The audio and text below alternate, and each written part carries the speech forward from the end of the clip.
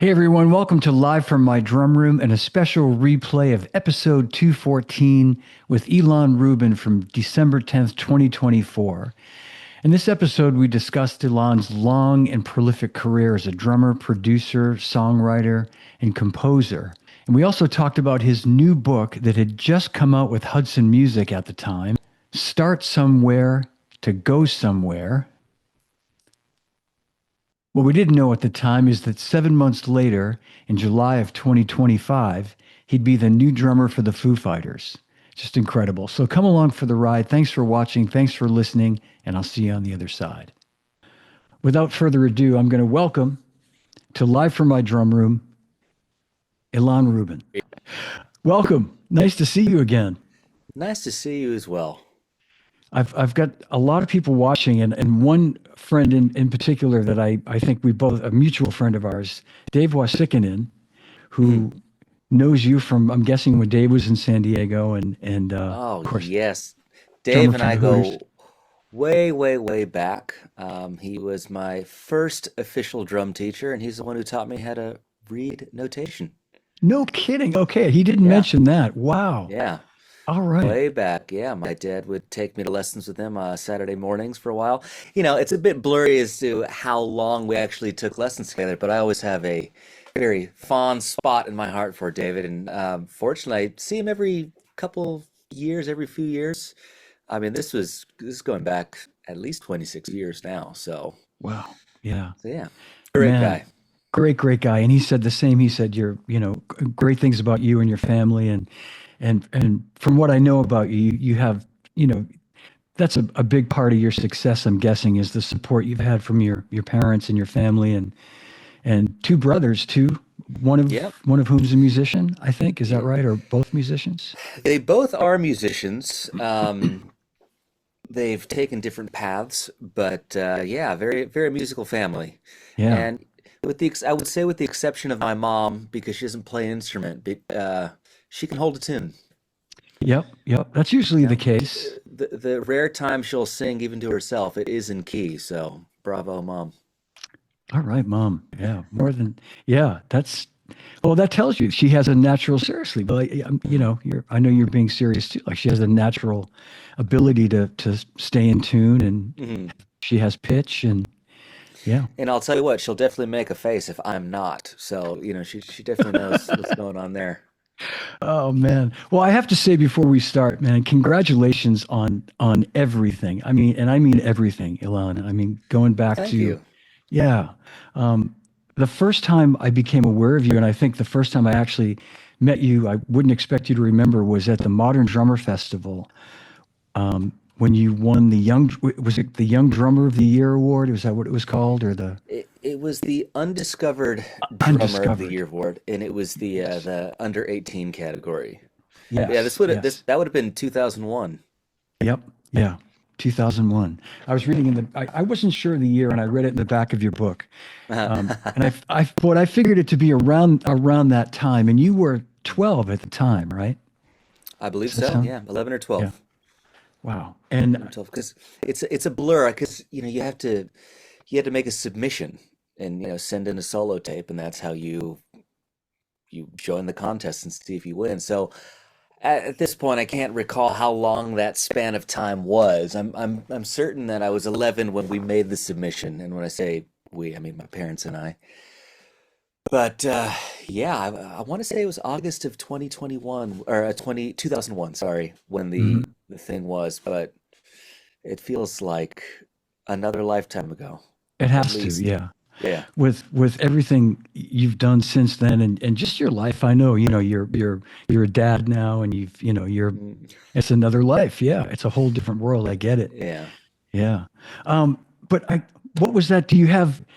Can you remember anything about that day? Just the sort of, was it just so overwhelming to be there? I don't even remember which artists were on the bill that year because I would go to this every year and they all Hmm. blend together. But do you have any Yeah, memories of that?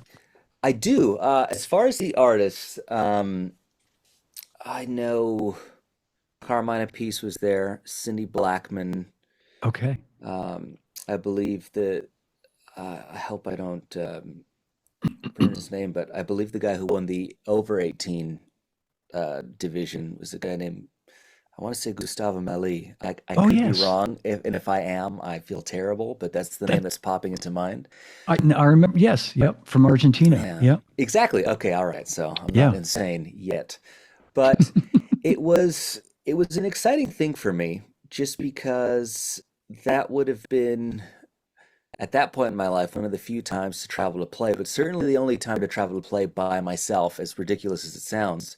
I Hmm. had been playing in a band for a couple of years by that point, so I was used to performing, but I was always, at the back of a band and there were other guys on stage. This was a truly solo performance.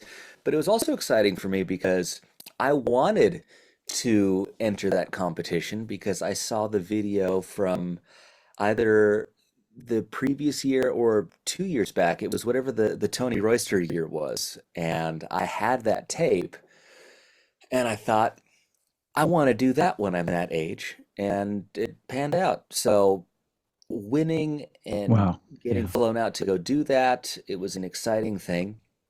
And I'm sure you understand this, and anybody who's performed, once you kind of get on stage and the performance starts, you kind of just get to check out and do the thing you've prepared for.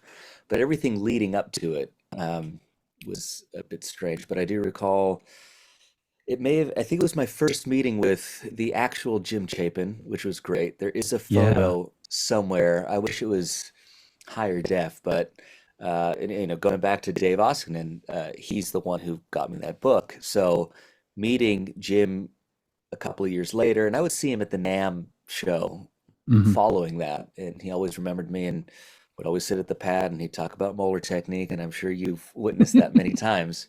Oh But yeah. that was a Yeah. fun memory.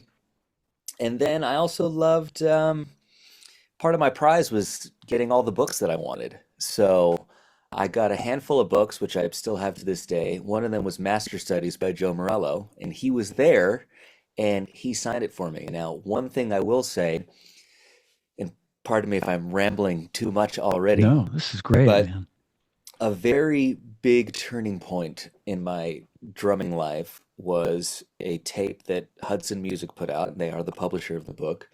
It was a classic drum solos tape, and I talk about this briefly there. But that opened me up to the world of big band and jazz drummers. So at the time, Buddy Rich, Louis Bellson, and Joe Morello were the three that really opened it up for me.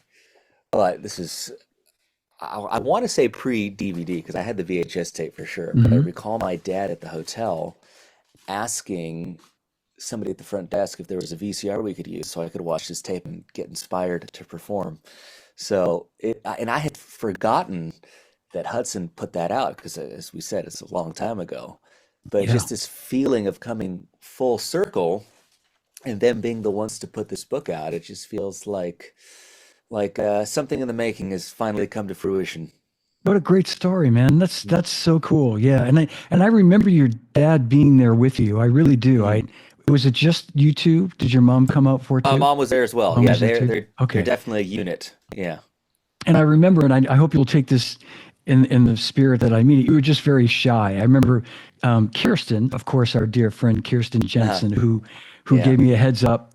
I think I knew you had won, and she said, I think she had just signed you, or you had just maybe come on board with Zildjian, not much before that, possibly. I'm not sure. Or maybe were you still with Peisty at the time? I was still with Peisty, so Okay, all right, I mean, since we're talking about Kirsten, it was yeah. great. So initially, uh, and a lot of this stuff seems strange in hindsight because to Everything th- is. to think of a 10 or 11-year-old trying to get drum endorsements, and obviously this is pre Instagram, pre YouTube. This is just I play drums. I'm in a band. I need Hmm. gear. Can you help out? I mean, what's really the incentive for a company at that point? An 11-year-old, other than a hopeful investment in the future.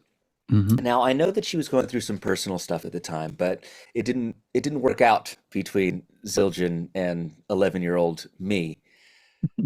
And Peisty, I'm very grateful to them, came through, and I was with them up until about the age of 16. And I don't Okay. really know what happened at the time, but I was making progress in my career, and I had making the biggest jump yet. And you know how it is with companies. I mean, I don't know what budgets are like and product and quality control and this and that, but basically I said, look, unless there's a defect, we can't really do the wear and tear thing anymore. Mm. And I don't know how Kirsten heard about this, but she approached me and she's like, I don't care if you run over your cymbals with a truck. And I thought, I can't argue with that, you know. But what was funny is that the cymbals that I learned to play on, which I mean, it was all my dad's gear. It was like a relic. I mean, down to the very flimsy flat bass hardware, but half of the setup was Paiste. They were Mm. old 602s, and then the other half were just old blackened looking Avitas Yeah. Zildjians. Oh man. Yeah. So, and we all have drum heroes who play both Paiste or Zildjian. So just, having the opportunity was a great joy. But yeah, I've been with Zildjian ever since I was 16. Okay. Yeah. And 20 years. yeah, 20 years. How about that? Yeah. And I remember, I guess maybe she gave me a heads up that you'd be there, or I knew you'd be there. And I just remember congratulating you, and you were very and understandably just reserved, because this had to be just such an overwhelming thing. But do you feel, looking back at this, I wonder, like, I know, when I was younger, I feel like we're a little bit more fearless when we're young. Like, were you able to just kind of almost like let it roll off your shoulders that you're going to be playing in front of hundreds or maybe 1,000 people, and just Yeah, to a not let it get to degree. you? To a degree. I mean, the drums are a phenomenal instrument for those with a semblance of stage fright, I'd imagine. Now, I need to say, I've never had stage fright, but I Mm. would imagine that those who do feel comforted in being shielded by their instrument, so to speak. Yeah, yeah. And I am grateful for the fact that I started playing in my brother's high school band as young as I did, because I felt like when you start that soon or that early, performing gets embedded into your DNA and it actually becomes a place of comfort. So as long as I was with behind the drums, I could do what I needed to do and it was comfortable for me. So I didn't have, this was before I discovered what anxiety was, but I definitely didn't have it back then. And it was just, okay, this is my set time. We did sound check, so Hmm. you're up. Okay, I'm gonna do it. And I'm gonna do what I practiced, and there we go. That's how it went. And I just recall thinking, okay, I nailed it. It was better than I practiced it, and I'm happy. I did my job. That's great. That's great. Yeah, it's funny though, because I live in LA now. I'm from San Diego originally, which is my where my parents still live. And whenever I visit down there, I still have the award in my childhood bedroom. So I'm just like, that's That's cool. great. Yeah, It that's sticks so out to cool. me. Yep, yep. No, and that what you say makes sense, because I think I was trying to get to that. I guess I kind of didn't really maybe say it right, but I feel like when we're younger, we're able to handle that sort of pressure maybe a little easier. But it sounds like you've really got this balance anyway, and I'm guessing because you've been playing so long, that you've managed whatever quote anxiety there might be. But like, I feel like for me now at my old age, when I go up and play in front of people, especially if there's drummers in the audience, I'm nervous as shit. It's Oh just yeah. like, man, like, oh, there's that guy out there, and he's gonna check everything I do. But like, when we were kids, I feel like it didn't matter if there were a couple of girls in the audience. That's all that mattered to me. Just like, Mhm. Well, it's it's funny. I mentioned this is before I discovered anxiety, and at this point, the show is the actual point of comfort. It's leading up to the show that I can't stand, especially the yeah. hour and a half where you're just constantly staring at the clock and Mhm. this thing is pending and it's what you're there for and it's just a waiting game. It's the hurry up and wait game that I've learned to despise in my older age. Yeah. But the performance is always the point of relief. Yeah, yep. No, that's what you're saying. And I think is so key too, to people watching, and drummers that aspire to do what you do, understanding life on the road is hurry up and wait. lobby call at whatever time in the morning, and you're going to the airport or getting on a bus, and then you get to the gig or the hotel or the venue, whatever, and then you're just waiting to play, and it's Yeah, yeah, it's it's a not. I mean, look, fortunately, things do get a bit more luxurious depending on the popularity of the band you may be playing with, but you can never get rid of the hurry up and wait. You can only just hurry up and wait in a better place. yes, yeah, well said. Yeah. Man, let's talk about as part of all these congratulations, some of the things besides the Modern Drummer Award that you got. Um, Youngest person ever to be inducted into the Rock and Roll Hall of Fame, which is Mhm. just ridiculous. That is so cool. Well, thank you. Congratulations on that. Yeah, yeah, I appreciate that. and with Nine Inch Nails too, no less. I mean, like Mhm. with really like a band that like has just you must be so proud of that just to have that. I am. I just, and I'm not saying this to be self-deprecating in any way. I feel an honor to have this trophy over here with my name on it, and it was one of those things that as a kid you have your heroes, they've been inducted into this thing, and you think, okay, one day I'd like to do that, and perhaps you picture yourself way down the road, and the fact that it happened as a 32-year-old, and as you said, just being the youngest to do it, at least until somebody beats me, it's a cool thing to be proud of. Now the only thing I have to say is that Nine Inch Nails was legendary far before I joined. So I can only imagine the sense of pride that Trent has, for example, because that is his baby that he created and he Sure. Yeah. grew over a tremendous career. That being said, it's shocking to me that I've been a part of this band for 15 years, but it's just, there's no doubt that the band would have been there without me, but I'm happy to be a part of it, I guess is my long-winded way of saying that, but very grateful nonetheless. Well, that's that's really, I mean, that's huge of you to say it that way, and I have great respect for you, Ilan, for saying that, and Well, but thank you. I think it speaks volumes that Trent wanted you to be there. I mean that was, I mean, he had to have made the call, right, to have you be inducted. So That is true. Yeah. In fact, little side story, got a quick call from him before that was announced, and he said, "Look, Nine Inch Nails is being inducted into the Hall of Fame. It's going to be announced next week." This was probably just before the weekend had started, whenever it was. And he said, "I just want you to know that I'm trying to get you and a handful of the guys inducted alongside me as well. So I just want you to know that because when they announce the news, it'll probably just be me, but I'm working for this and I think you deserve it," which, whether I agree or not, is irrelevant. The fact that he came forth and said, "I want you to be there yeah, and be inducted as part of it," meant a lot and would have meant a lot regardless of it going through. But of course, I'm glad it did. And it was a great cheery moment in the midst of COVID Armageddon. So yeah, that was a bright spot in that dark time. So it was good.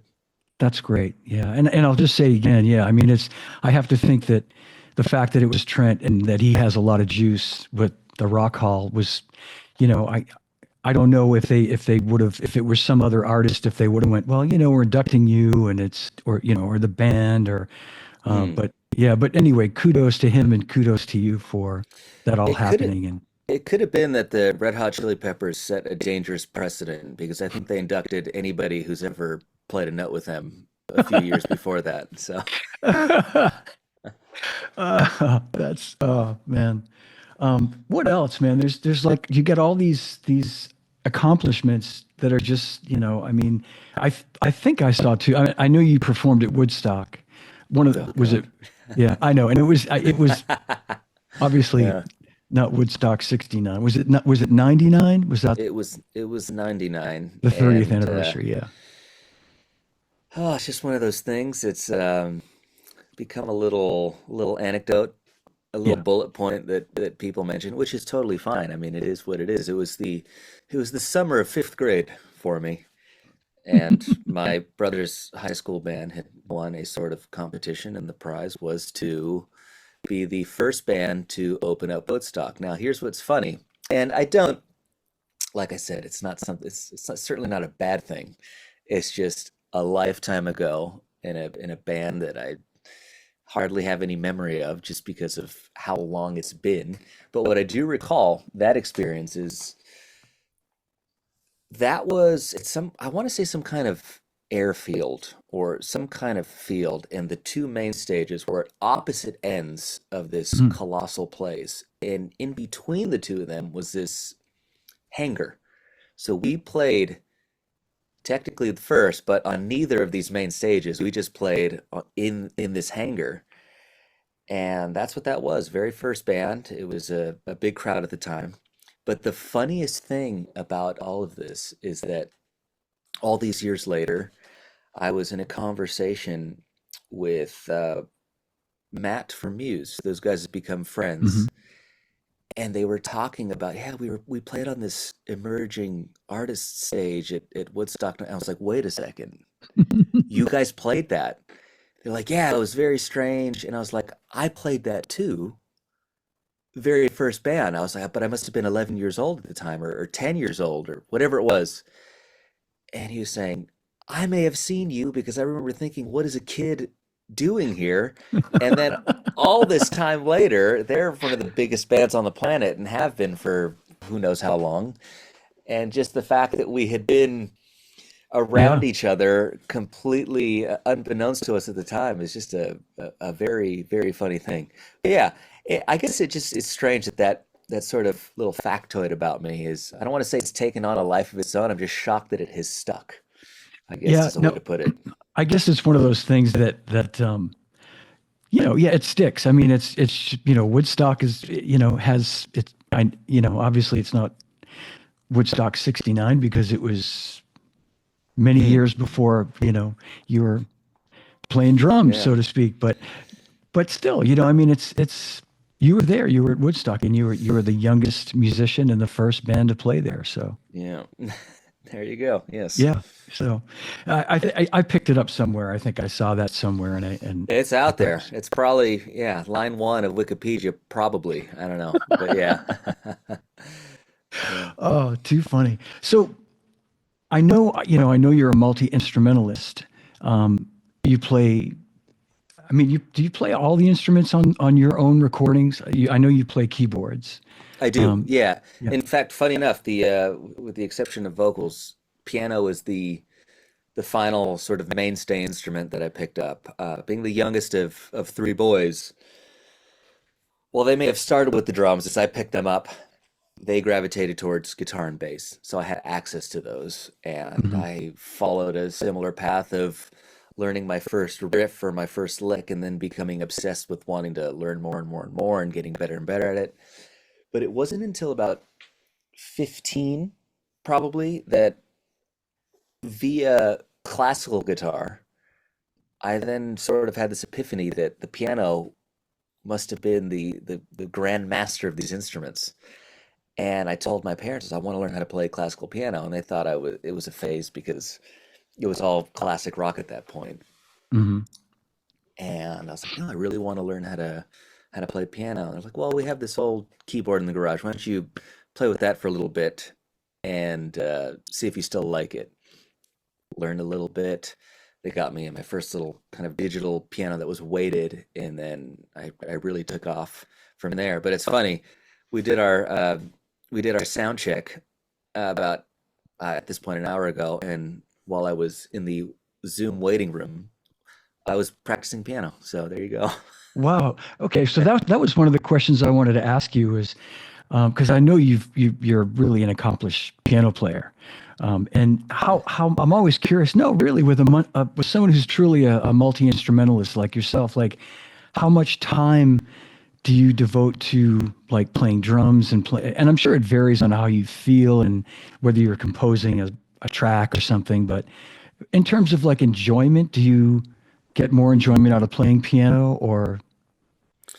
It really depends. And while this may be disappointing to some listeners who happen to be drummers, when I'm home, I don't really play much as far as the drums are concerned. And I mean that for the sake of just sitting down and playing. And Yeah. there's a manifold answer or reason to that. One is this is like a little hybrid DWE kit that I have here for some MIDI recording with songs, and just if I need to work on something, I can have stuff to hit. But I don't have a kit at home because my neighbors would absolutely have me have me whacked just based on volume. But jokes aside, when I'm on tour and playing drums, I don't get to do any other stuff really. I don't get to Mhm. play piano. I don't get to play guitar or bass unless I haul one around with me. And when I'm home, I kind of play when I have sessions. I play when I need to record for myself. And then occasionally I will get that itch to just go and play. But that is more of a rarity. And I see my home time as the opportunity to write a lot of music, and I just don't happen to write from the drums generally. Mhm. So it's piano, bass, guitar, Yeah. and they're just much easier. I mean, I have a guitar on the couch. I have a guitar right here. I've got a keyboard there, and Yeah. it's easy to kind of just dive into it that way. But yeah, I don't have a regiment that I follow, although I will say within the last couple of months, I have tried to really set time aside for the piano. And my reasoning for that is that I've been getting into film composition over the last couple of years. And as you can imagine, a lot of that comes from playing the piano, especially if you're working out parts and orchestration and whatnot. And I just figured that learning more at the piano and having my fingers in shape could only benefit me in other actual work down the Yeah. line. Sure. So it's it's something that I force myself to do, and I enjoy it. So I don't want to use the word force in a negative way. But I also wanted to force myself to do it for the sake of finally getting decent at sight reading. Because while I was okay at it drumming wise, I was so eager to learn to play the piano that I took what David taught me from notation. I bought a beginner's piano book. I taught myself the grand staff and where the notes line up. And then I would pick a piece of music I want to learn how to play. I would learn a bar at a time, memorize it, and then move on. So while my technical facility improved, my sight reading is practically non-existent. So Mhm. that's my one real regret as a musician. I kind of wish I had the force. Okay, you got to practice your sight reading because your teacher's coming next week. But I had a different path for me. Yeah, yeah, you did. But you know what? I would bet you everything that if you had the time and you decided to just put the time into it, you'd be a master at it. It's obvious because you know, Well, thank you. I just because you have to, regardless of what your technical ability is, you most people generally sight read a few notches below that. So it's not fun, but it mm, is what it is. yeah, yeah. And so how did you I'm curious to know how you sort of moved into doing like film work and all. Was there like one situation that sort of opened that door for you? Did you get called to do a session with a producer? And then I'm just curious how, because I mean, you've really like taken this path that's been incredible, really. From Well, thank you. Well, it's a couple of different things. Now, the majority of the credits that I have as a performer on scores are me playing drums. So I was Mhm. hired to go in. It's one of the very few times I've actually had to read music on the job as a Yeah, drummer. yeah, But I played on a few scores, and that was that. Not really different to being hired to play on any other kind of session, other than I had paper in front of me. But as a would-be composer, when I picked up the piano, my love of orchestral music really blossomed beyond just the piano. I loved, I mean, I suppose piano concertos were the sort of gateway because it was a piano with an orchestra, but then I was just enjoying symphonic music. And in hindsight, really, I've always been a giant Star Wars and Indiana Jones fan, and obviously the music to those is John phenomenal. Williams. And Yeah. yeah, which by the way, if you haven't seen the documentary, please do on Yeah. Disney Yeah. Plus. It is excellent. But in hindsight, jokes aside, I really do think that that is part of my attachment to those movies as a kid. But it was something I always wanted to do. And as time progressed and I began to buy synthesizers and get into programming and soundscape and these other tools of the trade that have become more and more prominent within film scoring, I just realized that that was pretty much the only world in which all of these musical interests of mine could feed off of one another. So the pandemic really had me zero in on what I would do and what I could pursue in a non-touring life because I was touring up until the day that the country shut down. Mhm. I literally showed up to a venue, nobody was loading in. I was like, okay, tour's over, everyone go home. Oh man. And when we realized as humanity that the pandemic was not going to be over by July, I thought, okay, this is my opportunity to have an unprecedented amount of time on my hands because my life always oscillated between touring and writing and recording. So when you took touring out of the equation, Mhm. I thought, okay, how am I going to make the most of this time? And film scoring was the thing that I pursued. And you had the studio set up already at home, so you were ready to I go, did. really, more or less. Yeah. I did, yeah. So this is my little kind of writing room at home, and I know you can't really see it all, but I've got a piano and synths and computer and microphones and whatever it is I need to create, I Hmm. can do that. And I have a lockout about 25 minutes from here that has the actual drums and amps and the real noisemakers. Yeah. Great. So depending That's on what I need perfect. to do, I decide where I need to work, and that's Yeah. that. So just to jump back a second, Ilan, I know you mentioned your dad's a drummer, Mhm. and musical family, and obviously your dad was probably your first influence, probably or close Mhm. to it. Definitely. And yeah, maybe just talk a little bit about how because your playing style where you lead with your left hand, but Mhm. you're a right-handed person, right? I mean, you're pretty much for the The most part only right-handed. things I do left-handed are hit the hi-hat and write, which may explain my appalling penmanship. At least that's the excuse that I'd like to use. But that's it. Everything else is right-handed. I play guitar, bass, swing a tennis racket, kick a ball, throw, everything right-handed. So it's Yeah. it's Yeah. strange. I don't know. I don't know if that is necessarily ambidextrous, but as far as the drums are concerned, as you and I actually discussed before going live here, you had a similar thing.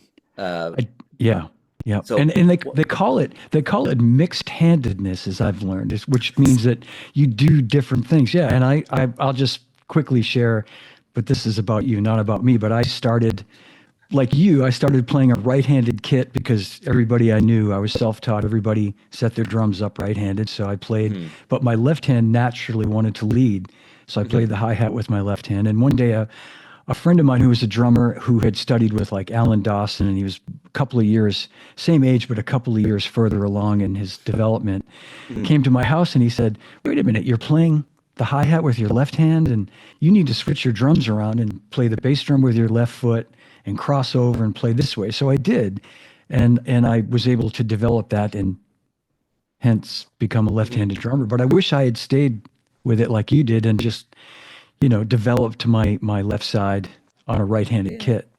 it's But a strange thing. Although I do like this mixed handedness yeah, title for it. It seems like a fancy way of whatever works. right, right. But yeah, there was no real thought behind it because it wasn't even something that my dad had thought of, and I don't even think he was aware of that being possible, honestly. Hmm. It's funny now that in hindsight you see people like Dennis Wilson played open-handed, which so Right. it must have been something that people have seen whether they realize it or not. Yeah, yeah. Billy But it was Cobham plays Billy that Cobham. way. There you Yeah, go. yeah, Exactly. yeah. But as you and I were saying, even when we see open-handed players or left-handed players, it still looks wrong to us, even It though that's what does. we look like when we play. So he just left me to practice a beat that he taught me, and it was a very simple discovery that the hi-hat was closer to my left hand. That was it. It's not that I was struggling to do it right-handed. I just thought, what sense does this make? This is much easier. Yeah. And when he came in to listen to whatever it was that I was practicing, it was a little perplexing, I think, because he thought it sounds right, but it doesn't look right. But I don't know what to do about this. So I don't know how long after that it was, but he took me to a Dave Weckl clinic, and when it came to the Q&A, he asked, "What do I do with my kid who's hitting the hi hat with his left hand?" And Weckl said, "Let him do whatever comes naturally," and that was it. It was never mentioned again. The thing, though, is that at that time I was playing two toms up top and two floor toms. So the ride has to kind of live over the floor tom generally, Yeah. unless you play a little higher up there. But you know the cliche of you start playing drums and the drums get bigger and bigger and more pieces, and then they start going the other way around. You get to a simpler kit. So when I lost one of the toms and I moved the ride into the correct spot, I was like, oh my God, this is so comfortable. You Yeah. know, because Yeah. over the floor tom, it's a little awkward. I kind of felt Right. like Alan White or something. It didn't seem right. But the comfort of having that, I think, really solidified more so this idea that, okay, when I'm on the hi-hat, I play with my left hand, and when I move to the ride, I play with my right. And I Wow. did used to have a ride over to my left, kind of tilted. I Hmm. guess is kind of what Mike Borden does. Yeah, Uh, exactly. un, Mike Board. Unbeknownst to me at the time, but things evolve and things change, and I've tried to just say, okay, if I can do it one way, I got to be able to do it the other. Yeah. It's amazing when I'm gonna play a little video of you playing and seeing you play so comfortably leading left hand on the hi-hat and then playing the ride cymbal. I mean, it's incredible. It really is. Thank you. Yeah. In fact, if you're okay with this, I didn't mention this. I don't want to. Uh-oh. I'm kind of surprising you. Um, Uh-oh. I found a clip from, and I was at this event as well, the Guitar Center Drum Offs in 2011, Yeah. and there's a video of you playing. Mm. I thought I'd play a little bit of that if that's Sure. Go for it. let's do it. Okay. Yeah. And I was there that night.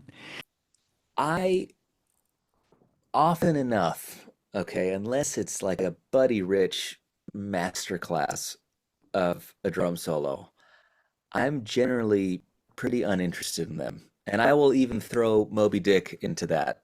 Okay. My favorite parts of Moby Dick are the riff at the beginning and the end.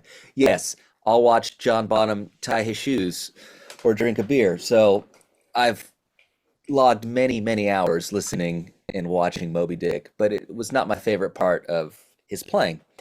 So I didn't want a drum solo to be boring. And the only experience I had apparently was 10 years prior to that at the Modern Drummer Festival that we were talking about. Hmm. So I wanted to try to do something a little different because it does, in a way, add a framework, namely a tempo to play to. And Right. I thought that was fun, and I thought it was a cool challenge, and I was very well versed in playing to a click, especially with Nine Inch Nail stuff and recording. So I thought, okay, I haven't seen anybody do this, so hopefully it's interesting enough. Now, when I say interesting enough, out of my 15-minute time slot here, I spent 6 or 7 minutes doing a solo, a couple minutes doing a sort of drum duet with a friend, and one of my brothers was playing bass. And then I spent the latter half of the performance actually playing guitar and singing. So I was very aware of not having a boring 15-minute drum performance. And I'm not saying that all 15-minute drum performances are boring by any means, but I I know thought, exactly. Yeah. Yeah. how much can I possibly pack into this 15 minutes? And that's what I did. So it was a lot of fun, and I think it's a cool exercise, even if people want to try it at home. It's playing to a click without playing to a click. And you can have this thing to feed off of and play in and around as opposed to just focusing on staying in time.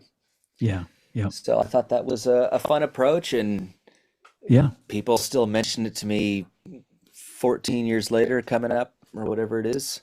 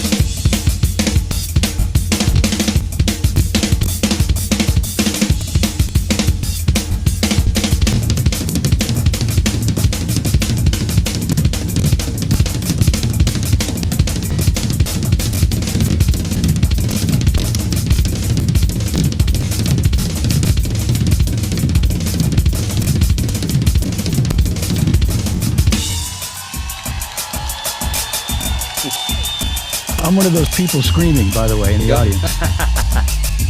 That's me screaming the loudest. I haven't watched this in who knows how long.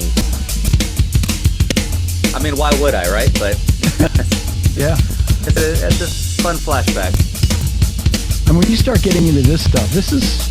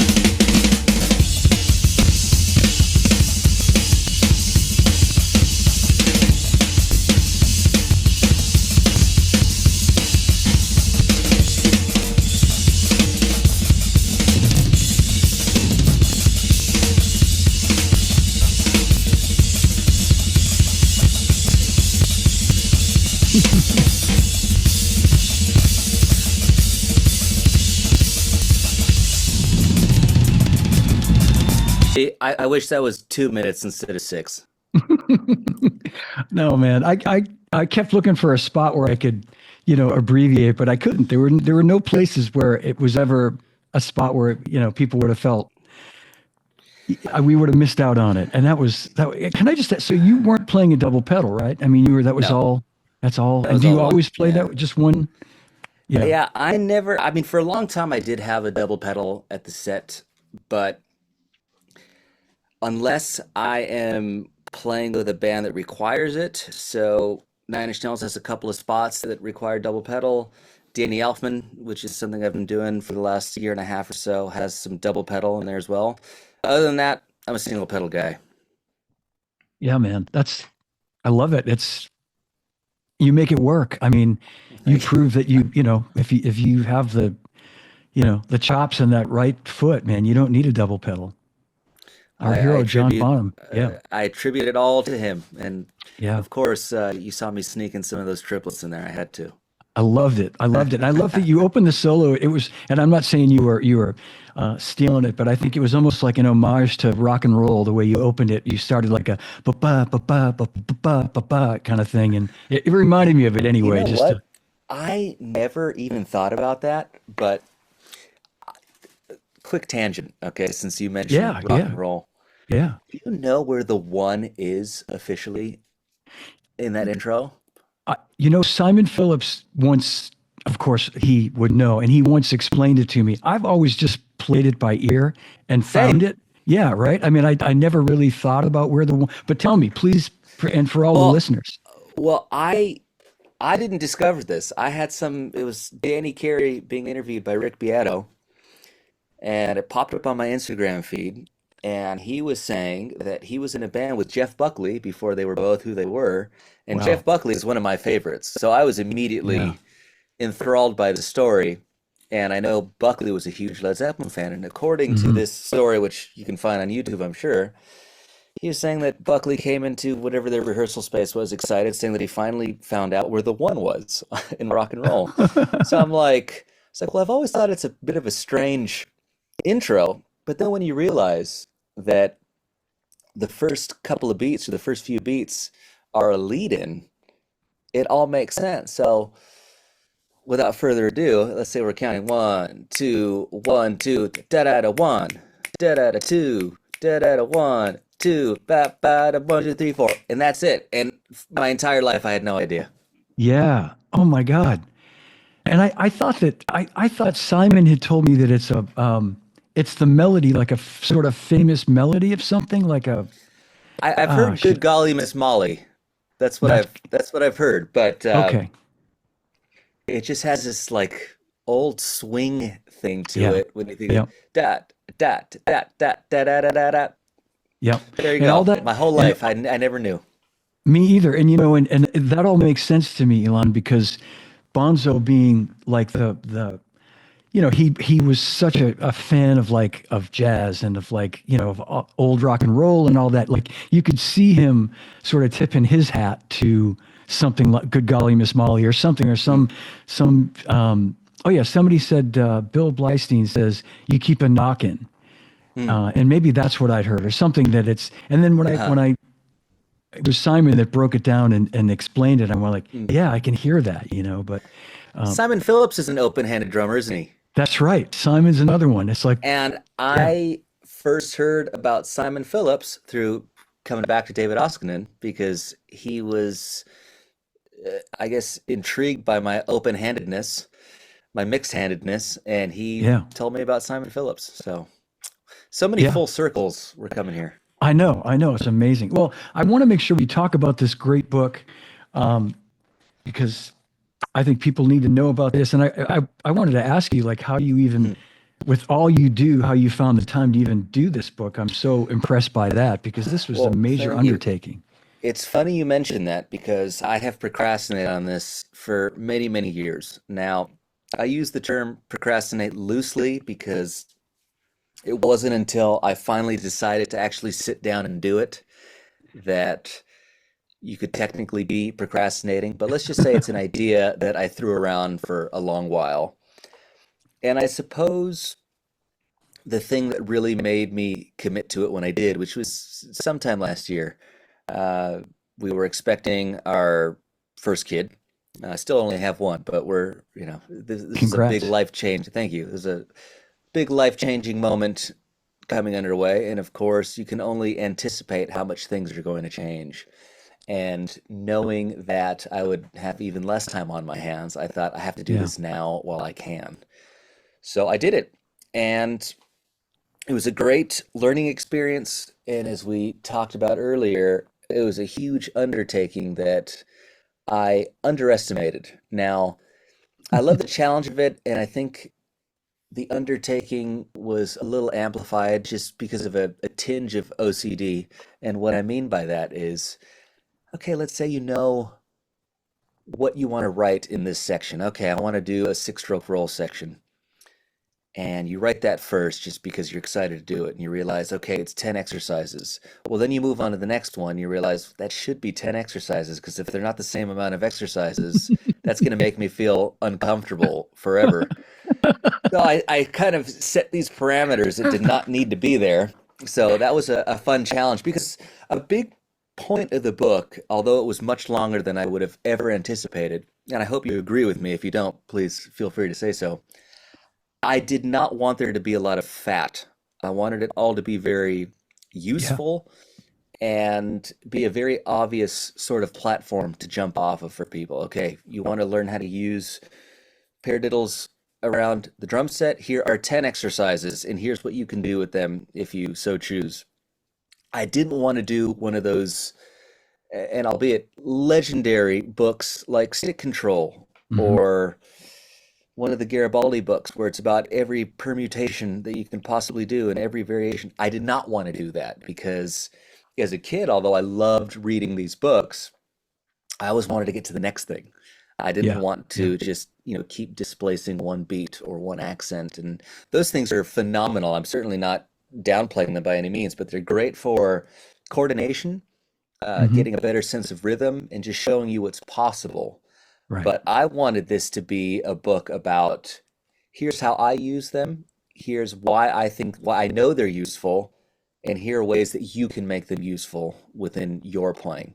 So I covered a lot of ground. And the shocking thing, talk about underestimating, when I initially spoke to the guys at Hudson, I just had sort of a one sample chapter and a table of contents. And they're like, this table of contents is definitely two books, maybe three worth of material.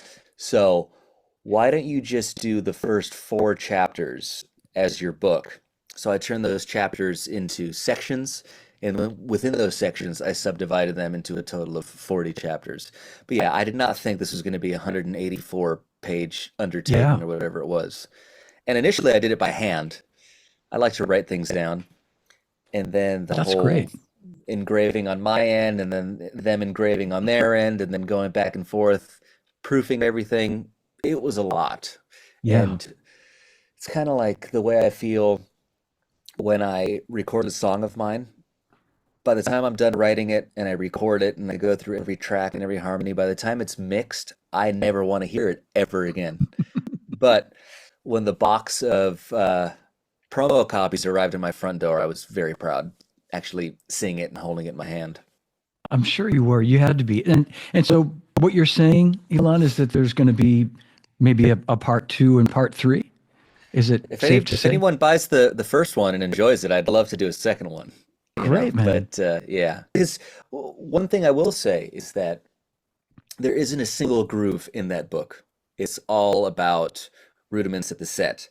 Now, I talk about how you can use them, whether they be jumping off points for solos, or you can cut each of these exercises into fills. And I really go through all of the uses, or at least the mindset one should have, because I wanted the text to be conversational in the sense as if I was sitting across from you or somebody giving them a drum lesson. I That's see. that's how I Yep. wanted the tone to read. But that means that I have a whole other book worth of grooves and Hmm. ideas there that I would love to do at some point. But Well, You that's know, well right now I can tell you, well, at least I saw them earlier. Rob Wallace and Joe Bergamini from Hudson were and probably still are watching. So guys, thanks, yeah, guys. I owe those gentlemen a lot. And great guys. speaking about Joe in particular, so this was an interesting way of he and I meeting. Mark Juliana, who is a fantastic drummer, Oh I man. had no idea that he took lessons from Joe Bergamini at some point. So Mark and I had met and have many mutual friends, and I forgot who it was I spoke to, but they said you should talk to Mark because he put a book out. Mark put me in touch with Joe, and then here we are. Wow. Yeah. Man, it's like you say, it's just that all these different, you know, full circle or just 6 degrees of separation, you know. Yeah, Um, exactly. and I have to say that your idea to have Ronnie Vanucci write the foreword was just brilliant because it just I think it sets the tone. Like you said, you wanted to have it feel like you were sitting across giving a lesson. And Hmm. Ronnie, you know, we love Ronnie. We were talking about Ronnie earlier, and I think he sets such a comfortable tone right out of the gate to where it doesn't feel like a like you're going to be overwhelmed with this book. Do you know what I Hmm. mean? He Yeah. makes it's very user friendly. Well, he is such a good guy, a genuine friend, and as you mentioned, when we had met when I was a very young kid, I was very shy, and I still am to a degree. I mean, I'm much more of a introvert, generally speaking, Mm. but I still have this thing where I hate to feel as if I'm inconveniencing anybody. And when you have a certain level of comfort, that's one of the things that kind of falls by the wayside. So when Rob and Joe were asking me who I had in mind for a forward, Ronnie came to mind, but I consider him such a good friend to where it was a request of, look, I need you to do this for me. If you can't, I know you're busy. I can see your touring schedule in front. In fact, I think the Killers were doing a residency in Vegas at the time. But I asked and he came through, and that was great. But we've been very good friends for Yeah. probably 9, almost 10 years now. But such a good guy, an incredibly musical drummer, and he's also a trained drummer. You know, not that you need to Yeah. be trained, but he can read. He knows his rudiments. He warms up. He does his stuff. But a very unique guy, very unique drummer, and I'm very happy that he's a part of that book forever. Yeah, he sure is. No, and I totally hear what you're saying about Ronnie too. When you hear him play, he's a rocker, but he's got that sort of disciplined, you know, he's got technique. You can hear it in there, and that Yeah, I love that about him. You know, and you're the same way. You've got you know, it's like you play really loose and free, and with such a genuine like rock approach, you know, given all your influences. I'm sure your dad had a lot to do with that, like exposing you to the music he listened to. And but then you're also obviously schooled, like you know, you can really, you yeah. know, Well, rein it in. a thing that I'm in hindsight I love is I am a big proponent of all sorts of, I mean, education in general, but musical education. I always found it hilarious. I mean, I don't know how it is with drummers per se, but you meet kids at school or people in their bands, they play guitar and bass, and they don't want to learn music theory because they don't want it to hinder their incredible fountain of creativity. They have this nonchalance and this sort of disrespect for actually knowing how things should and could be done. But I'm also equally a proponent of knowing the rules to break the rules, so to speak. But being a self-taught musician to begin with and then eventually getting lessons, I feel like I had and have a unique perspective on the learning experience, therefore the teaching experience, because Mhm. I mean the closest thing I've had to a real job was giving drum lessons as a 14, 15-year old, you know, after school. I'd give kids some lessons and some guitar lessons as well. But just finding a way of making somebody understand something, how to switch the perspective so that it suddenly clicks. And you certainly don't need to be schooled to be fantastic. I'm not saying that I'm Sure. fantastic, but you get what I'm saying. Yeah. There's no ceiling as long as you're willing to learn. Whether you learn from reading or by listening, it does not matter. But it certainly doesn't hurt to know both. Hmm. And I just felt like that was a unique perspective and something that I'm happy to have done on sort of my path because I've never taken a guitar lesson, for example, in my life, but I've got a lot that I've learned from both ear and books. And I mean, these days with YouTube, it's the Yeah. wealth of knowledge out there is pretty phenomenal. And I did not have that. It was either, I mean, I'm not saying, back in the day where information wasn't available, but you had to go buy it Yeah. and Yeah. really spend some time with it, whether it was tapes or books. And that's what I did. Yeah. No, I was going to say you're still a very young man, but you're from the generation, excuse me, before everything was, out in the open on the internet where you could just push a button and get it. And Hmm. you had to like really know how to, you know, sit down and practice and learn the instrument that way. And Hmm. me and your dad go back to when we used to have to put the needle down on the record and, lift it up again and Exactly. so, Exactly. Yeah, yeah. but I just have to say too, I think it's great that you've done this book because you're so influential to young drummers that I think you're instilling in their minds that, hey, it's cool to go and have a drum teacher. Yeah, absolutely. And it's funny because what I'm thinking of right now is I think, particularly as a soloist, I think Buddy Rich is untouchable. Yeah, What that guy was able to do on a 4 or 5 piece kit, and I say four because I know he pretty much used the second floor tom as a towel holder. that's Okay. right. He That's right. couldn't read music. That's right. And the main book that David, Oscar, and I went through was the Modern Interpretation of Snare Drum Rudiments, which was it was based on Buddy Rich. He was on the cover playing that Ludwig kit. But this is a book based on his skills and what he did, but he couldn't read music. And again, I think that's the pinnacle of Hmm. drumming as a solo instrument. But the most important thing is wanting to learn. You don't need to learn certain things, but there's never any downside to learning something. So if there's one thing I can instill upon somebody, it's that. Yeah, yeah, that's great. Well, as we start to kind of near the end of our time, I thought we'd play a little bit of your music. Um, Okay. I have queued up ready to go. I thought we'd play 24-hour fix. Okay. And Are we just listening to a taster? Are we going to get to the first chorus and then get back to chatting, or whatever what do we I do? could play the whole song if you want, or we could just play a little, whatever. What would you like me to do? You tell me. You know what? Let's get to the so after the first chorus, there's a fun little interlude guitar solo. We'll get to that part. Okay. But I guess before we play it, so this is a solo song. For a long time, I released solo music under the moniker The New Regime. So I Right. wanted it to be presented as a band, but I wrote, played, and sang everything on the recordings. Or in the middle of the pandemic, not knowing how long it would last, I didn't want to feel stagnant or as if I was kind of waiting to pick up where I left off because I didn't know how long that would be.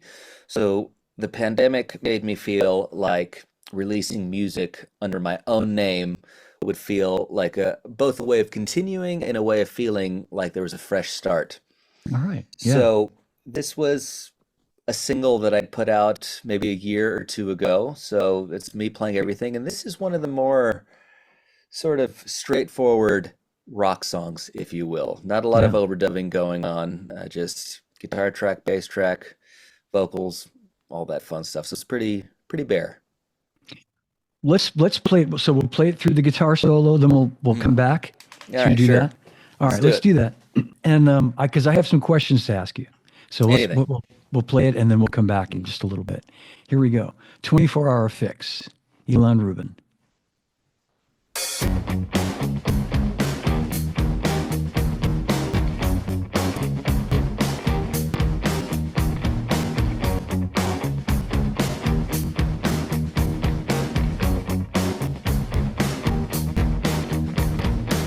I took a walk in the evening with the sun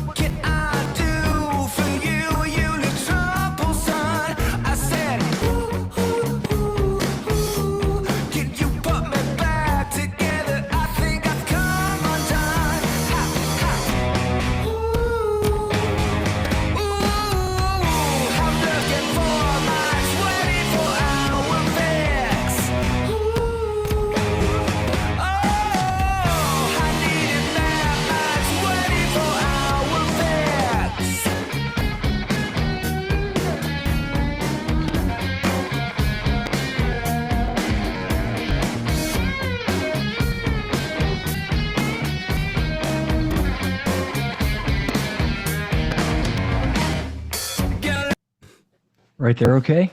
Yeah. All right. So that's you playing all the instruments, as you say. Yes. Unbelievable. All right, let's just start with that. You're a great singer. Well, What a thank you. yeah, man. What and but you don't consider yourself. I mean, do you think much about that? I'm just as a drummer that sings. I'm just curious how much weight you put into that part of your composition, into your creativity. Like As where a singer, as a singer, where do you? Yeah. so so being completely honest here, I do love to sing, but singing was a thing that I made myself do at around 18 years old. And it was because I had this epiphany where I thought, okay, I can play, just being frank here. I was like, I can play the drums, guitar, bass, piano well.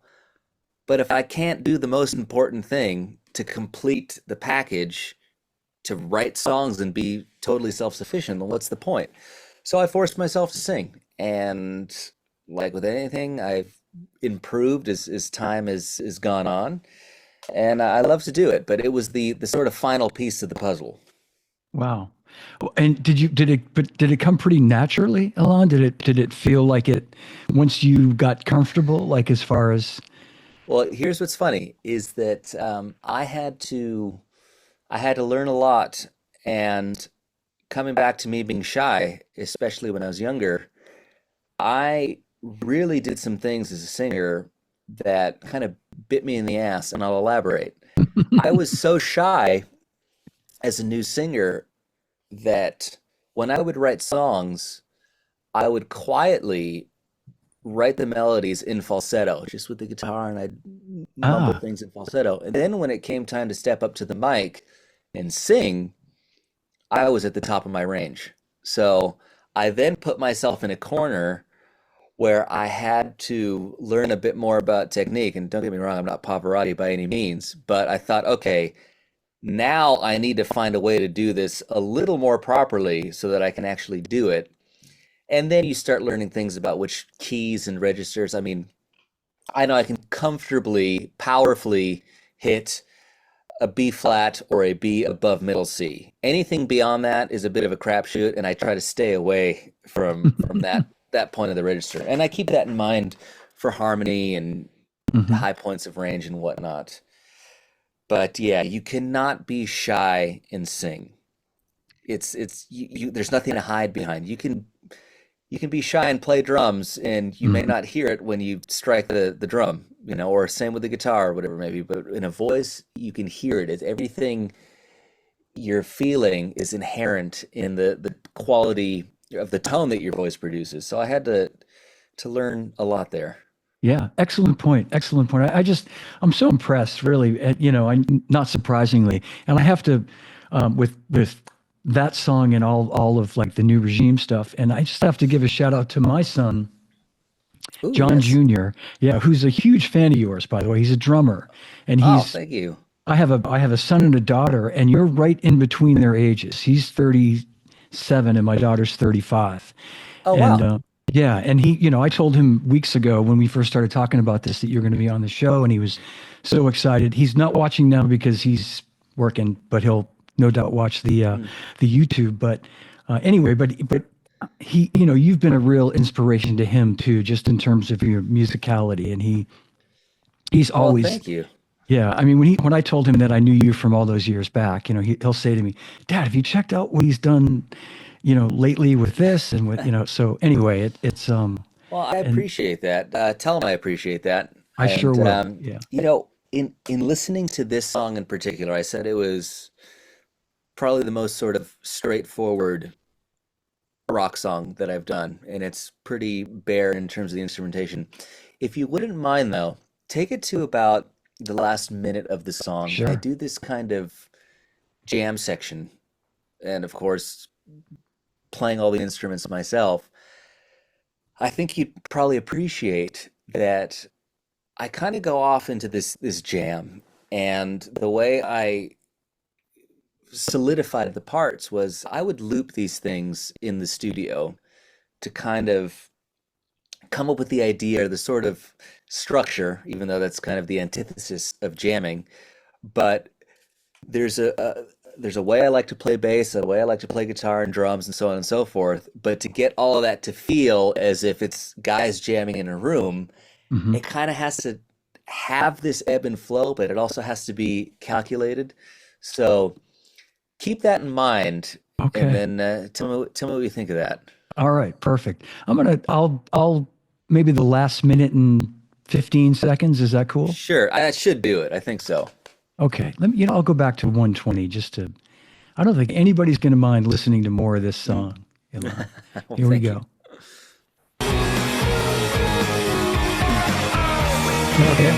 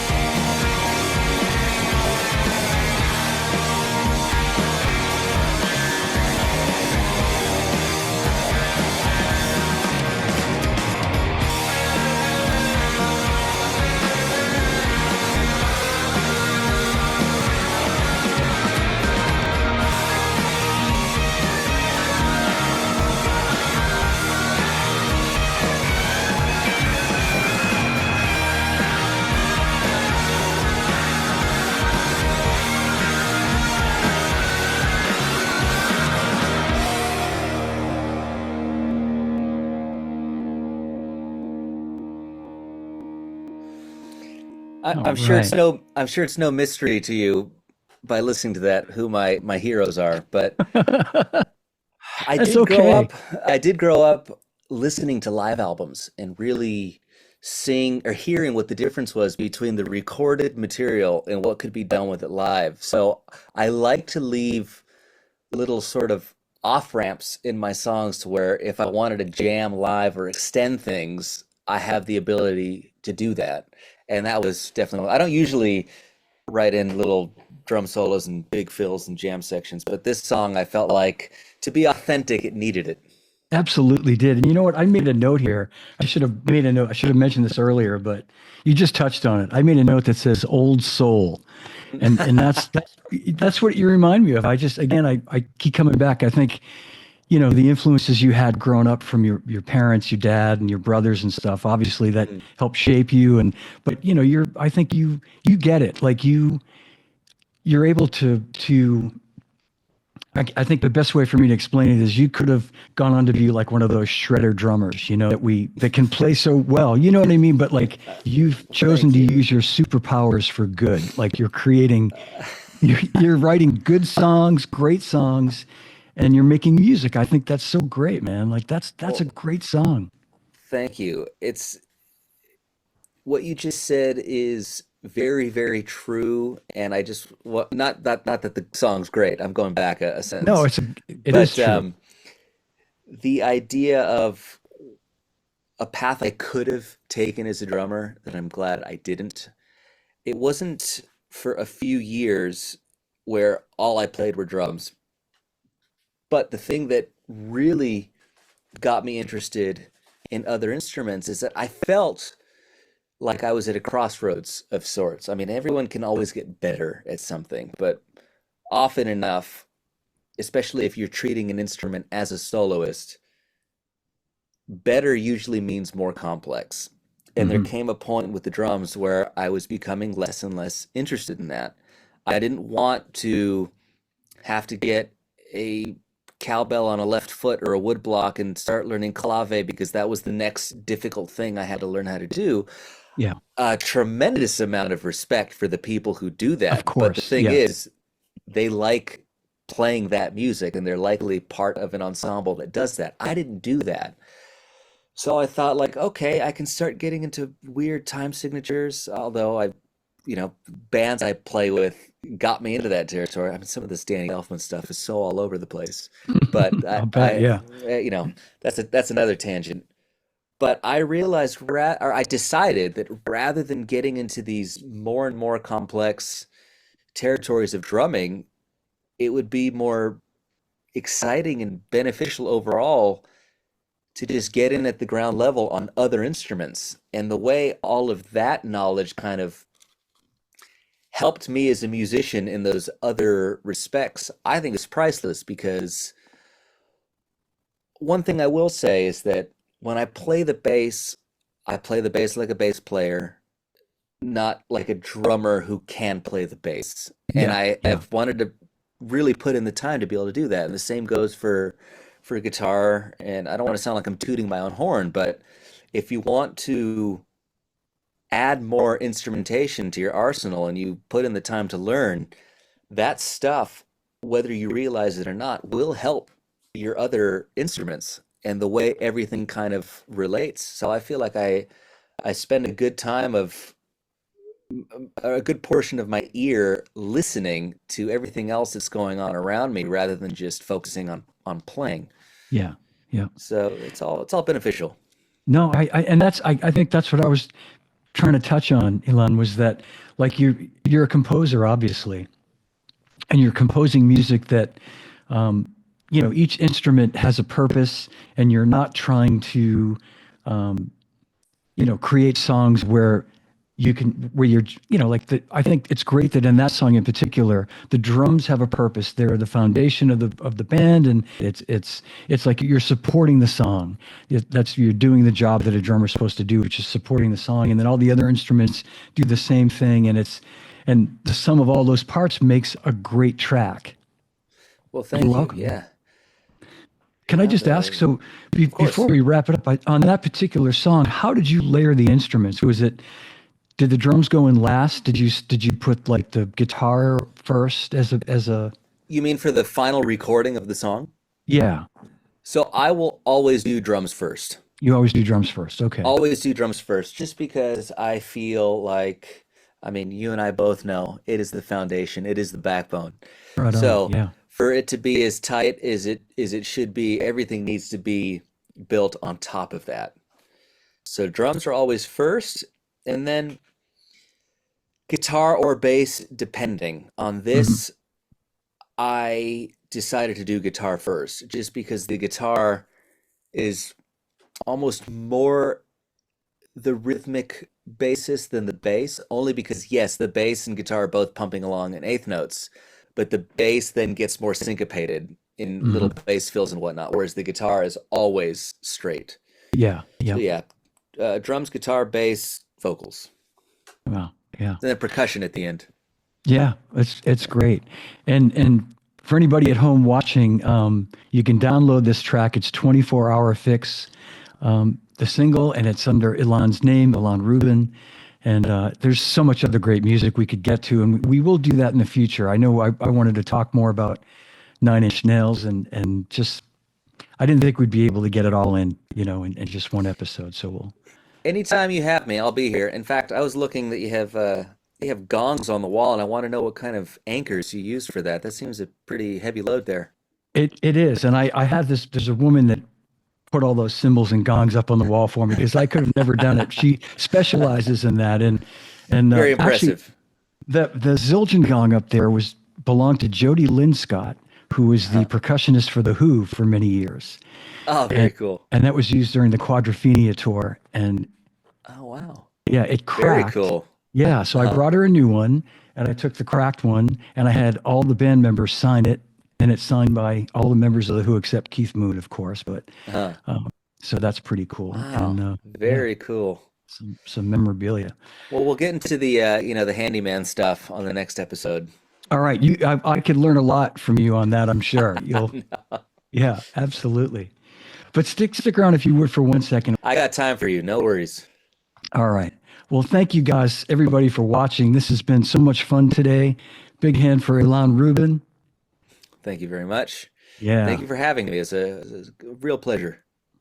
likewise too. Just a reminder, I'm here with Ilan Rubin, and go out and pick up his new book, Start Somewhere to Go Somewhere, available through Hudson. And Ilan, we guarantee, right, that if someone buys this book, they'll play just like you. If not, you get your money back. I haven't cleared that with Hudson, but let's go with it. All right. I love it. Thanks for watching, everybody. We'll see you soon. Thanks. All right. That's my show. If you enjoyed it, give it a like, leave me a comment, and please subscribe to my YouTube channel. You can also download the podcast on all podcast platforms. And I'm excited to tell you that Live from My Drum Room has been ranked #1 best drum podcast for the second straight year. So thank you all for your support. I really appreciate it. And I want to invite you to check out livefrommydrumroom.com, my website, for upcoming shows and also for information on ordering Live from My Drum Room merchandise, t-shirts and hoodies. 100% of the proceeds go toward a scholarship I've created with the Percussive Arts Society. There's also information on ordering merchandise in the show notes, and you can email at livefrommydrumroom@gmail.com. So remember, no drummers are harmed on any show, and drummers, when in doubt, leave it out. Thanks for watching. Thanks for listening, and I'll see you again real soon.